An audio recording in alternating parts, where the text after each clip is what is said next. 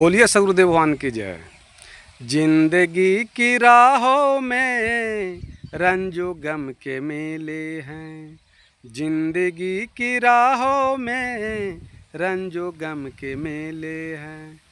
भीड़ है क़यामत की, भीड़ है क़यामत की, भीड़ है क़यामत की, और हम अकेले हैं। जिंदगी की राहों में रंजो गम के मेले हैं।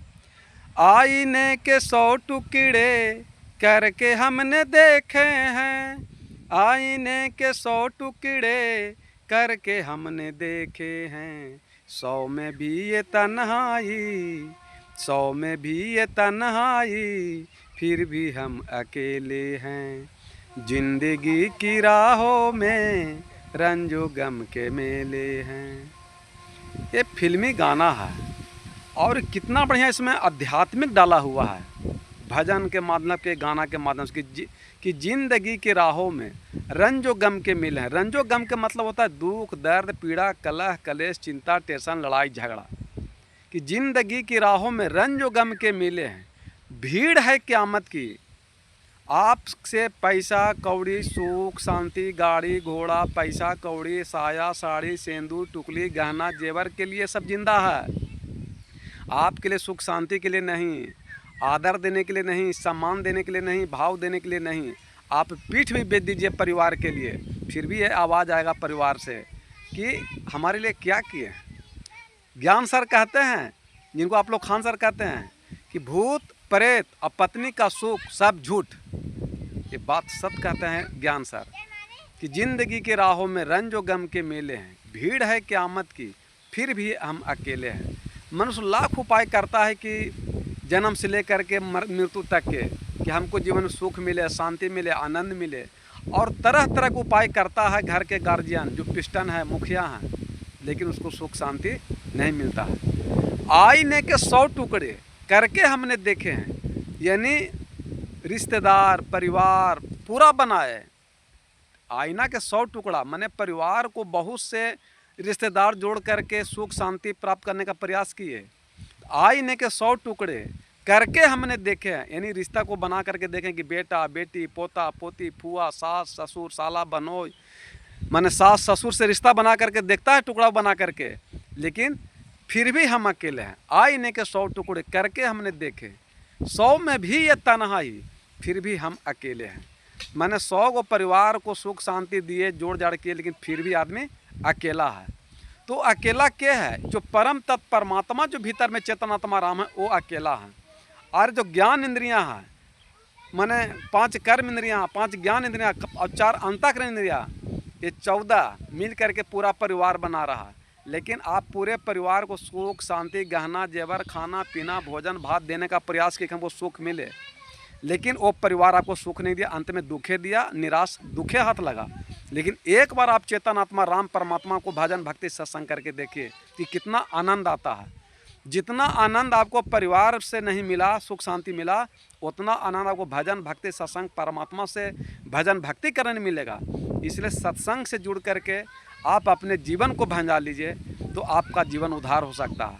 इसलिए सदगुरु कबीर साहब कहते हैं कि भजन का मतलब क्या होता है कि अपना जीवन को भंजाइए। ढोलक झाल बजाने से वो मनोरंजन होता है क्षणिक सुख के लिए, लेकिन भजन क्या है कि मन की तरंग मार लो, बस हो गया भजन। बुरी आदत जरा सुधार लो, बस हो गया भजन। आए हो तुम कहाँ से और जाना है तुझे कहाँ, इतना तो दिल विचार लो, बस हो गया भजन। भजन का मतलब यही होता है कि आप अपने जीवन को भंजा लीजिए। भजन बिना नर बाबरे, तूने हीरा जन्म गमाया रे, तूने हीरा जन्म गमाया। भजन के बिना मैंने आप अपने मन के द्वारा आत्मा को नहीं भंजाए और विषय वासना में रह गए और आत्मा को विषय वासना मुक्त नहीं किए, तो आप जीवन को नहीं भंजाए। इसलिए कहते हैं भजन बिना नर बाबरे, तूने हीरा जन्म गमाया। कैसे गमा दिया? तो कभी न आया साधु संगति में, कभी ना हरि गुण गाया। कभी साधु संत के संगत में नहीं आए, सत्संग में नहीं आए, इसलिए आप जीवन को भंजा नहीं पाए। केवल जग तप मंदिर पूजा पाठ करते करते 100 वर्ष उम्र बिता दिए, लेकिन भजन भक्ति सत्संग करते करते 10 साल 5 साल के बाद आप अपना जीवन को भंजा लेना चाहिए सत्संग में आकर के, तो आप जीवन का कल्याण हो सकता है। कभी न आया साधु संगति में, कभी ना हरि गुण गाया, कहा तब फिर क्या होगा कि बही बही मरी गए बैल की नाई, अंत समय पछताया तूने हीरा जन्म गमाया, रे तूने हीरा जन्म गमाया। ये शरीर मिला है आपको हीरा के समान, और हीरा को आप खीरा समझ लिए, ककड़ी समझ गए। तो ये हीरा को नहीं समझे, जो भीतर में चेतन आत्मा राम है, यही आत्मा को आप भंजा लीजिए कि इस पर सारा विषय वासना का बोखले हटा दीजिए, विषय वासना सब त्याग दीजिए, काम क्रोध लोभ मोह को त्याग दीजिए, तो आप अपने आत्मा को भंजा लिए, आप अपने राम को भंजा लिए, आप कृष्ण को भंजा लिए, बुद्ध महावीर कबीर को भंजा लिए, दुर्गा देवी को आप भंजा लिए। जौन देवता को मानते हैं, अल्लाह राम ईश्वर भगवान खुदा रब, आपको आत्मा को जो भंजा लिया उसी का नाम भजन है। जो अपने जीवन को भंजा लिया वही भजन है, और सारे विषय वासना को छोड़ करके सत्य रास्ता पर आ गया, यही जीवन को भंजाना है। तो आपका जीवन इस धरती पर सुधार कल्याण हो सकता है।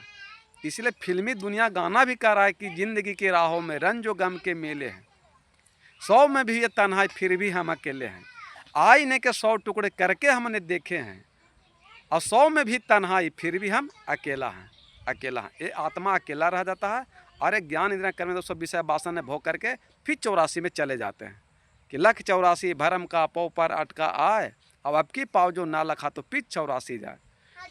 ये जो मनुष्य का जो आत्मा है, कितने प्राणियों में 84 घूमने के बाद ये मनुष्य तन में आता है, और मनुष्य तन पा करके अगर नहीं इसको भंजाए तो आपका जीवन ऐसी बेकार में चलेगा, धोखे में उम्र बीत गया।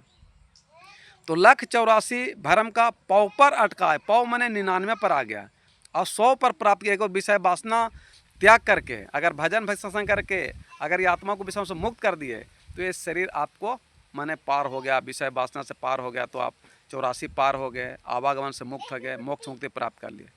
और अगर इसको नहीं पार किए तो फिर 84 में चले जाए जहाँ से आए हैं। जैसे देखिए लूडो खेलते हैं तो लूडो में एक सीढ़ी रहता है और एक सांप रहता है। तो सीढ़ी है जो गुरु भजन भक्ति सत्संग सत विवेक दान पुण्य करुणा विवेक का सीढ़ी है, उस पर जैसे चढ़िएगा तो ऊपर चढ़ जाइएगा, और जहाँ सांप के मुंह पर जाइएगा तो नीचे जीरो पर आ जाइएगा।